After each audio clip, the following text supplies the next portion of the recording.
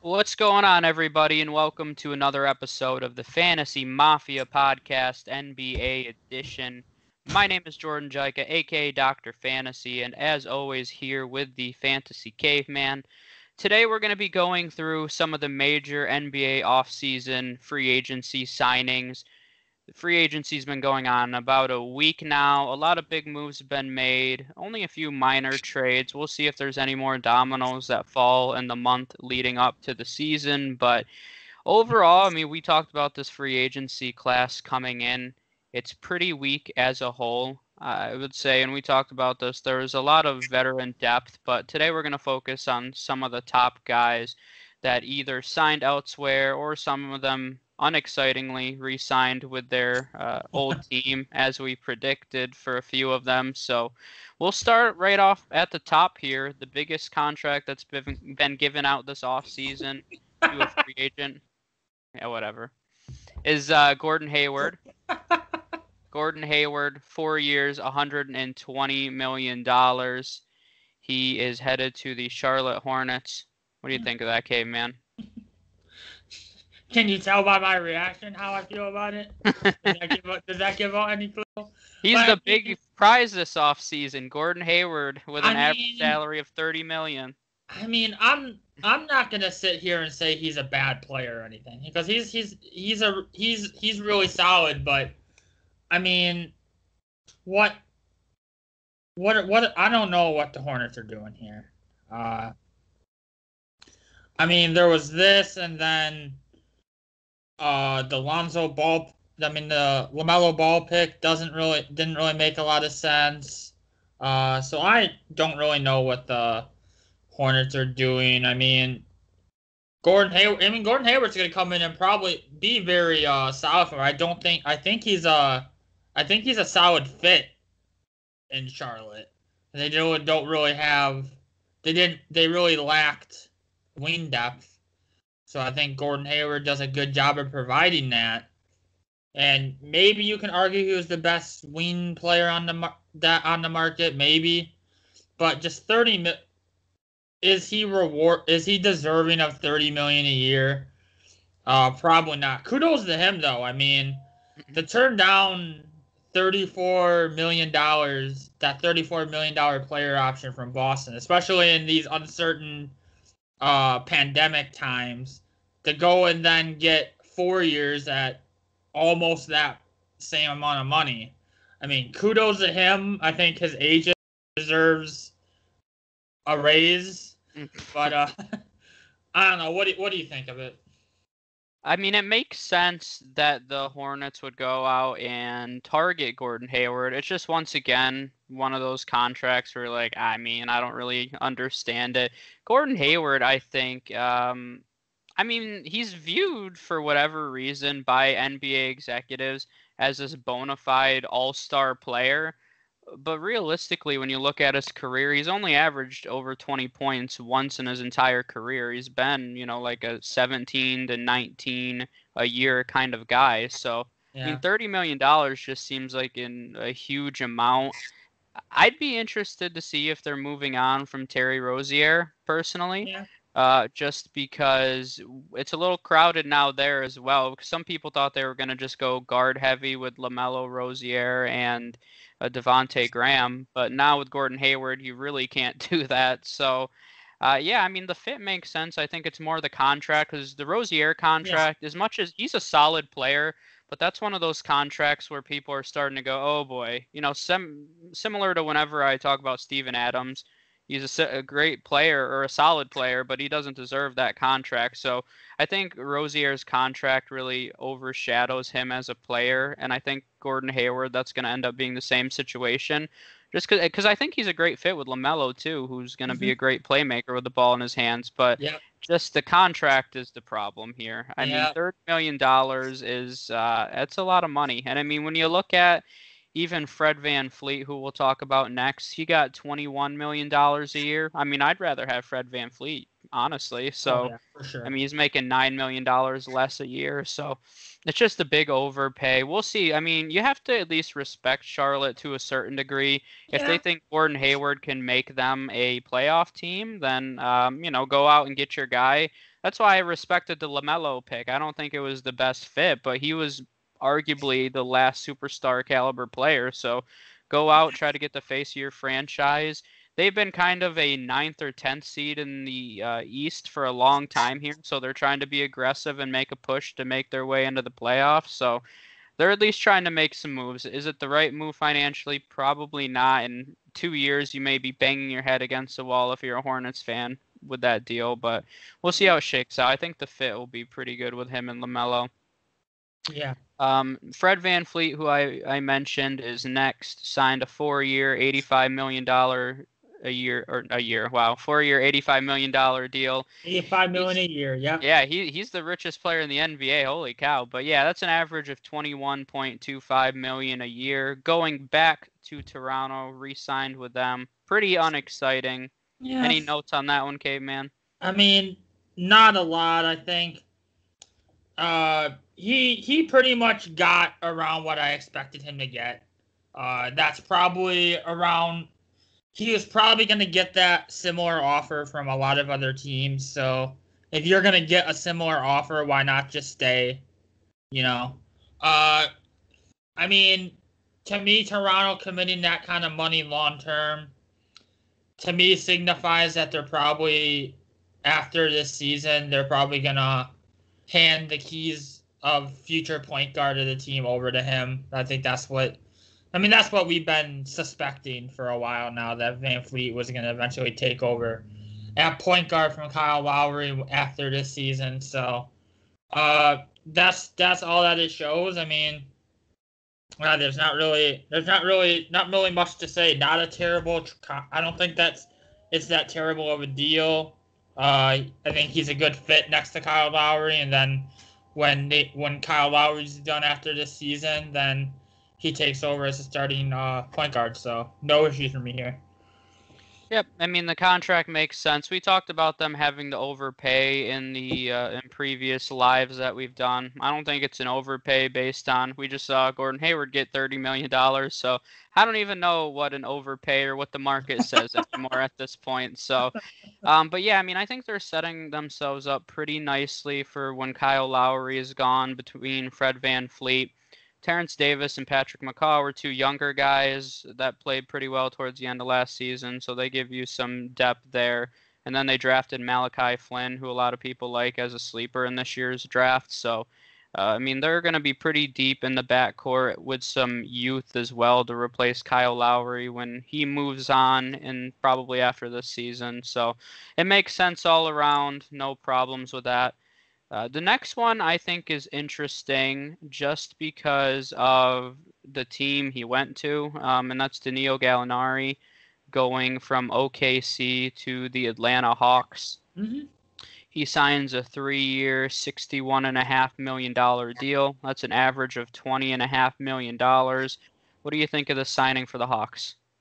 I mean, this signing you kind of have to group this with Bogdanovich, who we mentioned technically isn't there yet because the Kings are going to match, but I think the wide expectation is that the Kings are not going to match that offer.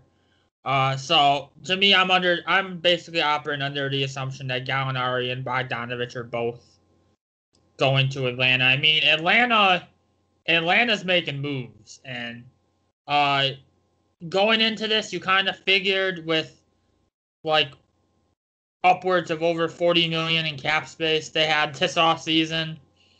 They were gonna. You figured they were gonna try to make some moves, and they did. So,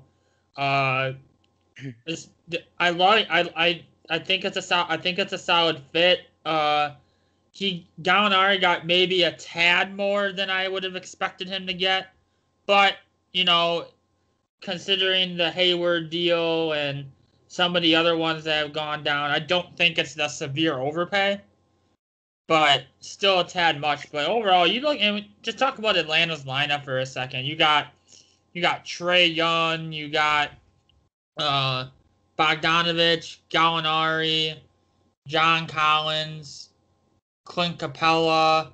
They got Okunwu in the draft. I mean, Atlanta's making moves. Atlanta, it at this point now with the signings, it might sound a little bit trendy to say, and I guess it is. Or oh, and they went and signed Rondo too. I think that's another. Might as well talk about him here too. So all these signings, like, I wouldn't be shocked to see Atlanta not be in the playoff picture next year. I think we talk about this more in baseball about teams trying to like buy their way into the playoffs or whatever. And this maybe I'm falling for it, and maybe that is the smokescreen that Atlanta's throwing up there right now. But to me, I just think the moves, and I think they're all decent fits around Trae Young and his ability. So I love the Gallinari move for them, along with the other moves. I think it's gonna really push them into playoff contention. Yeah, and I like the Gallinari move as well. I probably around what I would have anticipated him getting in the open market, honestly. And I said before that I thought there was going to be some guys that got paid too much just because of the weakness of this class. And we know the Hawks aren't going to go out and get any of the big names next offseason. So really they have to try to collect as many pieces as they can this year in order to compete. But I'll tell you the reason I like their offseason and why I think they're easily a playoff team in the Eastern Conference is that everyone's going to talk about Gallinari and Bogdanovic. The Hawks offense actually wasn't bad last year, so they're just adding more firepower there. But they've made and added some players defensively that are going to make a huge difference. You talk about Okongwu, he's going to be a difference maker in the paint for him, even though he'll probably not start with Capella there. He's still going to play significant minutes behind him. And realistically, whenever Collins or Capella comes out, you're probably going to see Okongwu come onto the court. They also signed Rondo, as you mentioned, who's a great defender on the perimeter. And that move in general signifies that Atlanta's doing something right. Because at this point in Rondo's career, why does he need to go to the Atlanta Hawks? At that, it's just, he obviously is buying into something that they're doing. He's not getting paid an exorbitant amount by him. He probably could have gotten that from anybody. I don't know if he's from that area, potentially. He's not, by the way. I just looked it up, but he so that was shocking to me. And another signing that they made this offseason was Chris Dunn. Yeah. Once again, a name nobody's going to be like, "Oh boy, Chris Dunn." I say, "Oh boy, Chris Dunn," cuz he's regarded as probably like a top 10 wing defender in the entire league, if not higher. I think I may be being generous there. If you look at some lists, they consider him top 5. So, he's one of the best wing defenders. This Hawks defense was terrible last year. Mm-hmm. And this is going to sound crazy to say, but I actually think they're kind of built like a poor man's version of the Lakers right now and how the Lakers were built last year. Just in terms of when you look at the Lakers, they kind of had their big 2 scoring threats, and then they just had a bunch of role guys that played great defense. And honestly, it's kind of set up this way, and I would say that the Hawks actually have better third and fourth scorers than the Lakers did last year with Gallinari and Bogdanovic. I'd rather have them than Kuzma or Caldwell Pope or any of those guys. So hey, Caldwell Pope got paid. He did get paid. He had a nice finals and stepped up for him a few times. But I really like how they're built right now.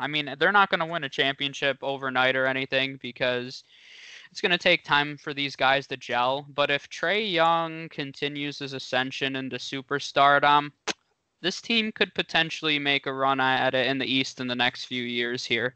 They have a lot of young pieces still. We don't know what's going to happen of Cam Reddish, DeAndre Hunter. Those were top 10 picks, guys with a lot of upside. So if they end up panning out at all, that just gives you more depth and more firepower. So I think Bogdanovic was a little more of an overpay, in my opinion, than Gallinari.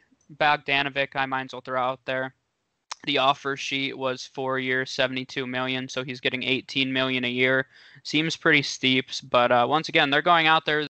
So if they had the cap space to do it, I mean, there's no reason not to do it at this point. So at least they're making themselves competitive.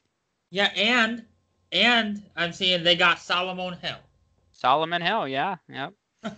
Now they're Hey, that definitely might winning. be. Now they're winning a championship. Now that you They said got. that, I mean, he's a good defender, and then that's what. you sense they. I sense a theme with Atlanta. Yeah, and it's just changing the culture. You can't just put up a lot of points and be competitive. And I've said that with the Lakers last year. Even the Bucks were like that last year, and they didn't make it to the finals, but they were one of the best teams the entire season because of their defensive mindset. So it's more of, I think, building a culture in Atlanta, and I think that's what they're trying to do. I'm not going to say they've done it because there's a lot of work still to be done here, but I think they're at least going about it the right way. Even a guy like Rondo, who's been on winning teams and won championships, he can help some of these young guys out and help build that culture from the bottom. That's probably why Atlanta wanted him. Well, I understand why Atlanta wanted him. I don't know why he wants Atlanta, is my question. I mean, with him there, and it's not crazy to say we could see playoff Rondo next season. I mean, it's a real possibility. So you're predicting them to win it all next year. Got it. Yep. Next, we'll go to another guy who switched teams. 3-year deal, $60 million. Jeremy Grant going from the Denver Nuggets to the Detroit Pistons. This one's kind of interesting because he was a restricted free agent. The Pistons made him that offer, and the Nuggets decided to let him walk at $20 million a year. Based on what I've read, it seemed more like Denver wanted to match that offer sheet, but they knew Jeremy Grant wanted more. I guess the Pistons have offered him a bigger offensive role, which is something he's looking for, I suppose. So they offered him a bigger offensive role. He said he wanted to stay in Denver, but they couldn't offer him the role he was looking for. So they said, all right, we're going to let him walk instead of taking a guy that doesn't necessarily have his heart in being here 100%. So Jeremy Grant goes to the Pistons. What do you think of that move? I mean, I mean, he signed up, but to me, this is might be another slight overpay. Granted, he might be one of if not the premier 3-and-D guy that was available. So kind of makes sense, but I really love his fit in Detroit. Again, similar to Charlotte, they really lacked the wing depth, and I think they got their future point guard in Killian Hayes in the draft. They still got Derrick Rose there. They got Spy Guy. I've never once tried to pronounce that dude's name, and I probably will never try. But yeah, I love the fit. I think he's gonna, especially on the defensive end. The Pistons weren't really known for their defense last year. He's gonna help make up for some of the defense that they lost with Christian Wood. But yeah, I love the fit. And now it doesn't really move the needle much for me in terms of their playoff positioning or if they have a real shot to make the playoffs. But I think the future is looking sort of bright for Detroit. Yeah, I mean, there's a lot of question marks for Detroit. They were one of the teams coming into this offseason that had, they were top 5 in money available to spend. So this is just an example of them going out and spending some of that money. I mean, if they didn't go out and make a few moves where they were paying guys $20 million, I mean, honestly, they were going to be way under the cap, and you might as well go out there, be aggressive. They don't have any stars that are going to need any extensions anytime soon, so they really have no reason to be saving any of their salary cap at this space. And we'll see when we get there if Killian Hayes, or they had 3 first-round picks they ended up getting this year with Killian Hayes, Sadiq Bey, and Isaiah Stewart. So it's a very young team. When you look at their starting lineup right now, I mean, you could argue that Jeremy Grant's their number 1 offensive weapon. I think that's very concerning for this team. Derrick Rose. As a whole, yeah, I mean, their starting lineup listed right now is Derrick Rose, DeLon Wright, Jeremy Grant, Blake Griffin, and Mason Plumlee. So, that's not ideal. I think this is a team that... I wouldn't be surprised to see one of their.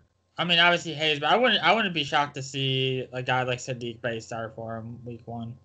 I would probably, instead of starting DeLon Wright, I'd probably just start Jeremy Grant and Sadiq Bey. At least, defensively you're covered. Yeah, and then you still got some shooting. So I think this is, and we'll do a more in-depth analysis as we get a little closer to the season, and I'm sure we'll predict our standings once we get closer and once free agency is over here. But I think this is going to be one of the teams in contention for the first overall pick at first glance. I really do think they could be one of the worst teams in the league.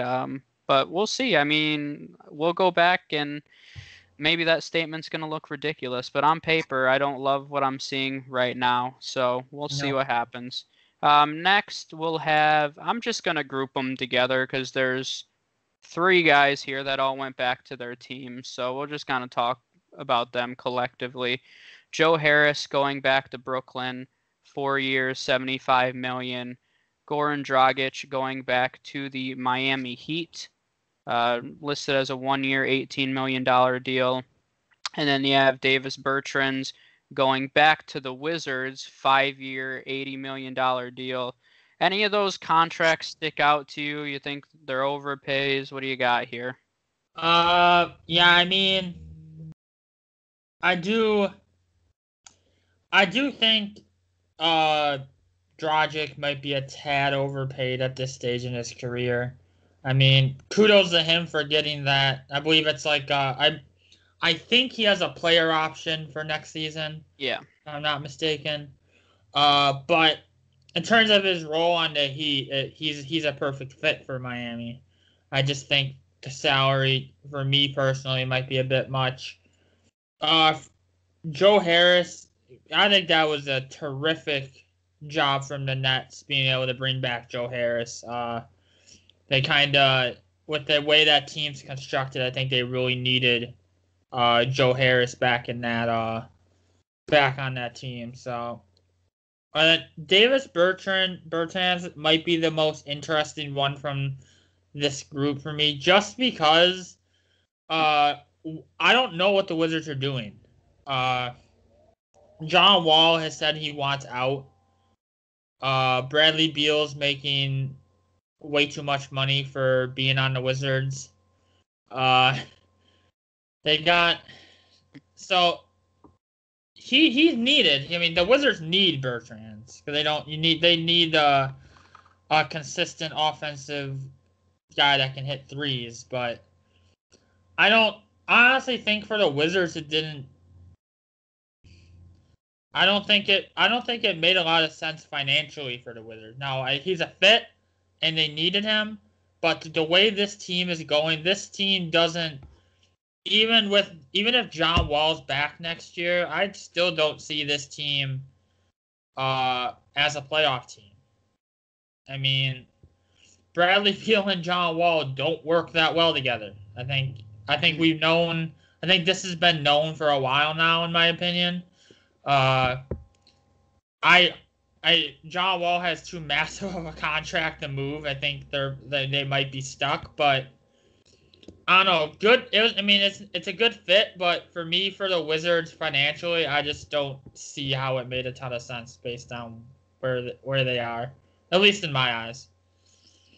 Yeah, I mean, it puts them right at the cap right now, so it doesn't look like they're gonna go over, most likely. So puts them kind of right on the border right now. I don't know. I think of him and Joe Harris as pretty similar players, just really shooting specialists, honestly, is the way I think about it. I think Joe Harris is a little better defensively, but I think they're similar. So, I understand what the Wizards are doing. I'm a little intrigued by the Wizards in the Eastern Conference. I'm not going to lie. Between John Wall and Bradley Beal with Bertrands, Rui Hachimura played pretty solidly. Thomas Bryant was hurt last year. They added Denny Avdija. I don't know. Robin Lopez they added, which gives them a little bit of depth. So I don't know. Call me crazy. I'm a little intrigued to see how all the pieces work together. Do you think they finally find a way to move on from John Wall?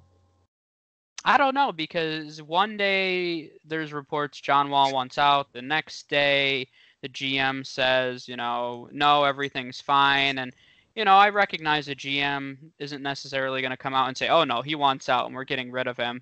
And I tend to believe when there's smoke, there's fire, just because rumors, there's usually some level of truth to them. I think sometimes the media makes them more dramatic, but I wouldn't be surprised. John Wall is probably at this point in his career been kind of tired of losing.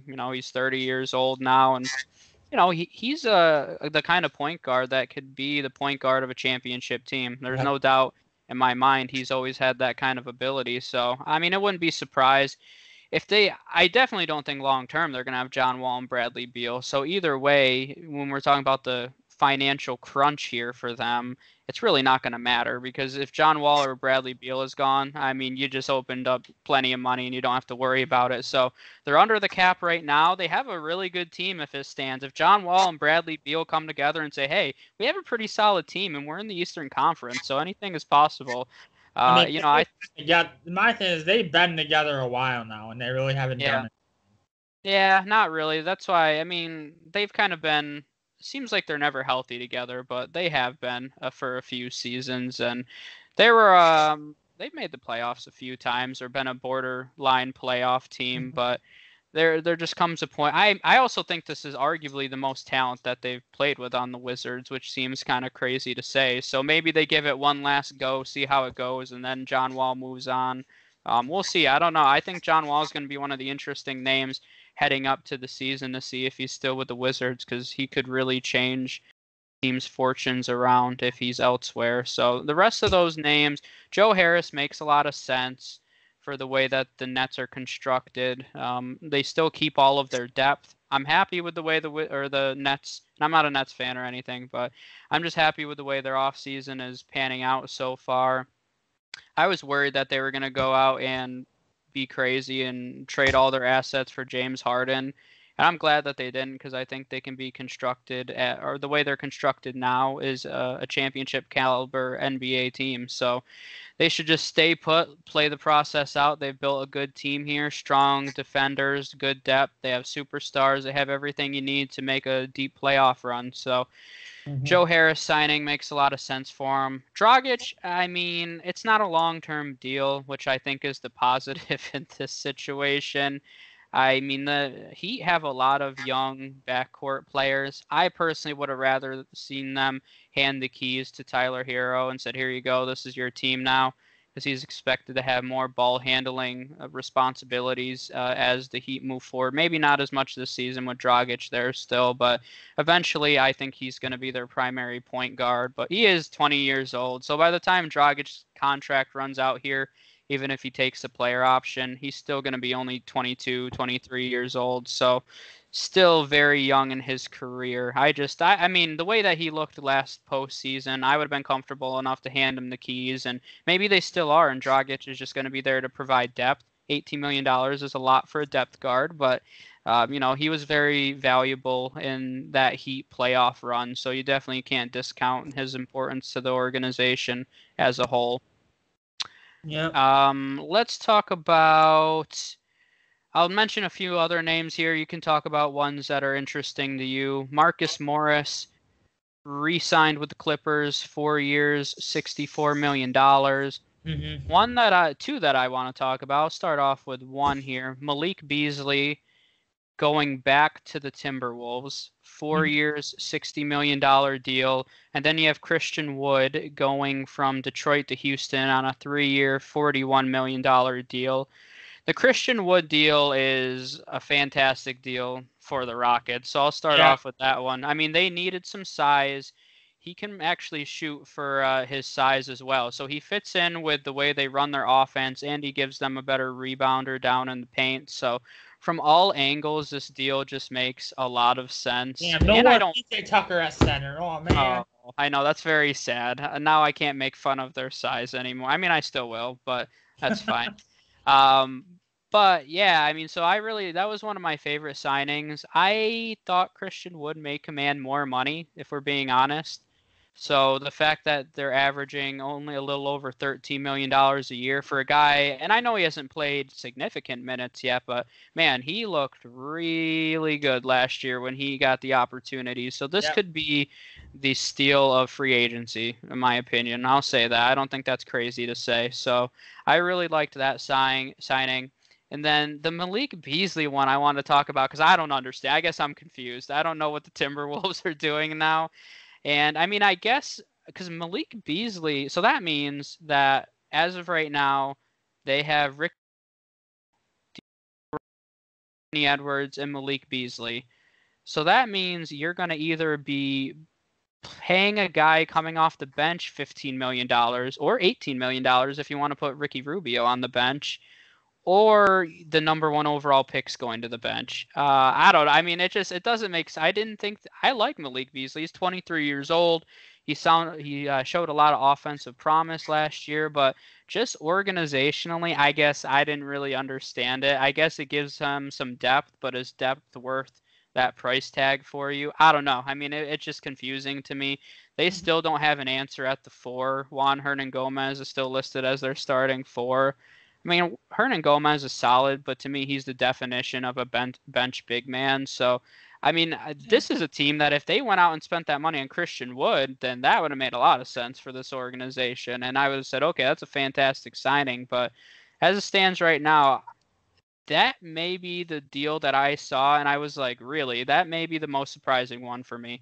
That may seem crazy, but just based on 15 million is probably about what he was going to get, but just him signing a pretty sizable contract based on potential alone, going to a team that doesn't really need him, very surprising for me. Yeah, that one was interesting. It's not a bad fit, and the salary definitely isn't unreasonable for a player of his caliber. I think he's a top 5 3-and-D guy out of the this draft out of this free agent class. But I know I absolutely love that's my favorite signing of this entire free agency period is Christian Wood to the Rockets. I mean, maybe it's because I still have my Rockets fandom because James Harden and Russell Westbrook are still there. But to be real, if we're like Christian Wood might be the key to unlocking the Rockets' true potential of being a threat in the Western Conference. I think he has that type of difference-making potential. So, yeah, I mean, like Beasley, yeah, but other than that, like, I don't know. I love the Christian Wood signing. I'm still ecstatic about it. So, Yeah, I yeah. mean, it's a great fit with them. I mean, that's why I agree. I think it's the best off-season signing between the money they gave him plus the fit with the organization. It just makes sense on legitimately every single level. So, I mean, what's their starting lineup going to look like now? Probably Westbrook and Harden, Christian Wood. Is DeMarcus Cousins going to make his way in there? They did get who did they? I mean, they had a draft pick and then they didn't have a draft pick. Did they end Yeah, up they with ended up trading it. No, they ended up getting rid of it. Of course they did. I mean, that's interesting to how they also I don't know, it's only really that's actually the only free agent move they made so far this off season is bringing in Christian Wood. So I mean, he's probably gonna start at the 5 for him. So yeah, I'm very interested to see where that one goes. And then you mentioned, forgot to mention Marcus. I mean, that one's a little surprising to me. I did not expect him to be back with the Clippers. I thought when they got him that it was kind of a rental situation, and he got decent. He got 4 years, 64, I believe, from Yeah. the Clippers. I mean, a little surprising. Not to me, not that much of an overpay, but I mean, he was a really solid offensive contributor for him alongside Kawhi and Paul George. So that'll be interesting to watch. It maybe a tad overpay, but I don't think so. But the Clippers that to signing that means just shows me that they're continued. They're just going to try to erase what happened last year in the debacle, and be contenders again. So, I mean, there's really not much to say about that one. Yeah, I mean, Marcus Morris, it's kind of funny when you talk about an overpay because, I mean, realistically, is there any such thing as an overpay? If a team's really willing to pay a guy that amount of money and that's what the market is dictating, then that's what that guy's worth at that point. So it's always, I don't know. And it's hard to judge in today's NBA because the salary cap's been so inflated and it went up so quickly. So, I mean, you're seeing, guys that are the fourth or fifth best players on their team now making $16 million a year. That's just the reality of the NBA. So at first you're like, oh my gosh, $16 million for Marcus Morris. But given the market conditions and the climate overall, it's kind of what players of his caliber are going for. And when you look at, he got the same as Bertrand's, right around Bogdanovic, right around Malik Beasley. I mean, I'd throw him right in that range with them. So it's, realistically fair for players of his caliber. That's kind of the top 10 plus there that we've talked about. Were there any other ones that stood out to you? I'll just mention some other random ones here. You mentioned Contavious Caldwell-Pope going back to the Lakers, 3 years, 38, almost $39 million. You had Jay Crowder, who going to Phoenix, which is kind of interesting what Phoenix is doing there, bringing in some veterans, and they have some young stars. So I think that's a really fun team to watch out for this season. But Jay Crowder going to the Phoenix Suns, 3 years, $29 million. Derek Favors going back to Utah, 3 years, $29 million.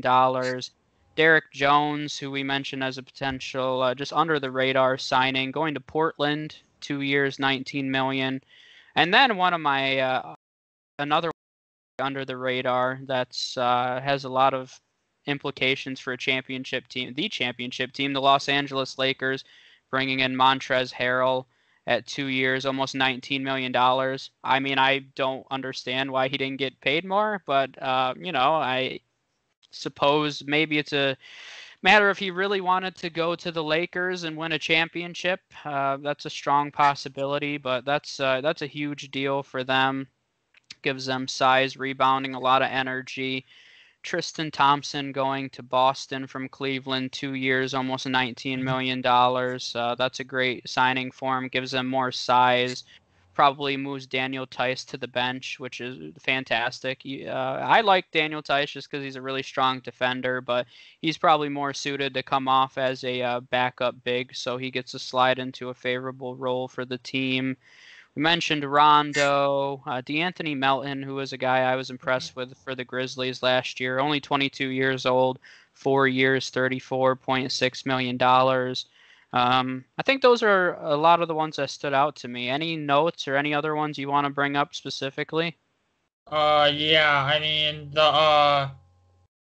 the Utah bringing back Jordan Clarkson on a 4-year 52. I mean he was their only really reliable bench scorer since he's been over there in Utah. Very, very solid pickup for them there. You mentioned a lot of the names. We haven't talked much about my Bucks, but my Bucks made. I mean, I hearing a lot of people saying who are all these no-name scrubs that the Bucks picked up. But like, if you're an NBA fan, you know these names and you know that they're gonna be solid contributors with Bobby Portis, DJ Augustine, there. I mean, and on very fair deals too. Couple other one guy we talked about quite a bit for our pods and whatnot. Justin Holiday. Justin Howard, look, he re-signed with Indiana. I mean, not that big of a deal. And a guy I'm surprised you didn't mention, Avery Bradley went to Miami. Did. At 2 years, $11 million. Good deal for them. Austin Rivers went to the Knicks and becomes their number one scoring option. Am I wrong? Yeah, but come on. I mean, maybe it's Obi Toppin now. No, it's probably still RJ Barrett, but your boy Willie Cauley-Stein re-upped with Dallas. He's your boy. Yeah. I mean, we didn't even. I don't know if you didn't mention about Marc Gasol went to the Lakers too. Oh yeah. You talked about that. You talked about So yeah, those are pretty much all the big names. And Wesley Matthews to the Lakers. Yeah, Wesley Matthews. I was just about as we got one of my favorite guys in the game right now, Carmelo Anthony. Very, I think, unshockingly, is back with Portland. So yeah, those are all the. And the guy you didn't think was in the NBA, Bismack Biyombo, re-upped with Charlotte. Your guy who you claimed wasn't even in the NBA, but he is. So I hope. Why aren't we talking about Udonis Haslem playing at 40 years old and signing for another year? Is Udonis Haslem at this point just like a player coach for the Miami Heat? Pretty much, probably. He's probably never going to be active, to be honest. And then the last under the radar signing I want to bring up is Kent Bazemore went to Golden State. Mm-hmm. That, I think, especially given the Klay Thompson injury, which not really a free agent move, but just quickly, since we're kind of in the general realm, Kelly Oubre, in terms of a trade or signing or whatever, that was a huge move for Golden State. I mean, it was funny because I was reading a bit up on it today, and Kelly Oubre was kind of taking shots at the Suns organization. Yesterday he said he's glad to play for an owner that actually cares about his organization. Wow. So he's kind of taking a shot, and Oubre also said that he wants to show everybody why he could potentially be a Hall of Famer. So I think I think Oubre has some confidence right now. He's speaking very high of himself. But for the Golden State Warriors, I mean, this so with his contract that he signed and the luxury tax that they're even diving deeper into now, his signing Oubre basically cost them $68 million between his salary and how much farther they're going into the luxury tax and all that stuff. So they're Joe Lacob, the Warriors owner, is pretty much going all in. So yeah, but those are pretty much all the names that I had down. I apologize to any of the other. I mean, I'll disrespect them, I guess, and say no-name guys that got. Oh my God, we should have went through the top 100. We should have, but no disrespect to any of them, but yeah, overall, a lot of. There might have been a couple, but there wasn't a ton of free agent signings that didn't make sense. I think a lot of these, and that is the theme for me, is a lot of these guys, while some of them may have gotten overpaid, I think a lot of free agent signings that were made sense for the team, at least from a team fit perspective. So, Yep, I would agree with that. Let me ask you a question to end it off. Are the Los Angeles Lakers, because we talked about just all the names that they signed, are they better now than they were last year? Is their roster better? I mean, you're assuming Anthony Davis. Obviously, you're assuming Anthony Davis stays with the Yes. Lakers as expected.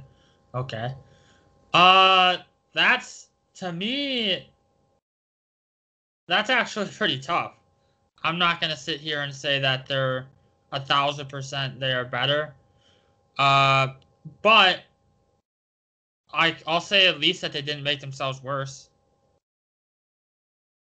I So think they're like 1,000,000% better, in my opinion. A lot of people are kind of in the same boat as you, but I mean, when you add Dennis Schroeder, yeah, Wesley Matthews, Montrezl Harrell, Marc Gasol, I mean, I think that's better than what they had before. And I mean, when you look at the names that they lost, Danny Green. So really, you're having Schroeder, or I guess Wesley Matthews at this point, replacing Danny Green. That's a toss-up. JaVale McGee you lost, and Dwight Howard. I'd rather oh, have you even mentioned Dwight. Did you mention Dwight Howard? I did not mention Dwight Howard Oh going man, to I the feel 76ers. I'm sorry, Dwight Howard. He's not a no name. He's He's a actually, nobody. He's only a future Hall of Famer, and you just called him yeah. a nobody. And that for a second, that was a great pickup for Philly in my opinion. But carry Yeah. on. Yeah, so I mean, the two big men that they have now with Gasol, Montrezl Harrell, I'd rather have over Dwight Howard and JaVale McGee. They lost some other role players, Avery Bradley, Rondo, but I mean, I think that Schroeder is more than able to replace their production, and I think they're in a better place defensively. I don't expect them to lose much, and I think they have some legitimate scorers behind LeBron and Anthony Davis now, so I like what they did.